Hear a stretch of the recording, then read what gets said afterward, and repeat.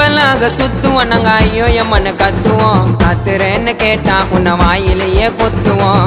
எங்க புள்ளிங்க எல்லாம் பயங்கரம், எங்களை பார்த்த தமன மயங்கி ஓய்ந்துரும். உண்மைங்க நயன்தாராவ கூட விழுந்துரும். இப்ப புது நடிகை கீர்த்தி சுரேஷும் சேர்ந்து ஓய்ந்துரும். கும்பலாக சுத்துவோம் நாங்க ஐயோ எம்மன்னு கத்துவோம். ஏண்டா கத்துறேன்னு கேட்டா உன்னை வாயிலேயே கொத்துவோம்.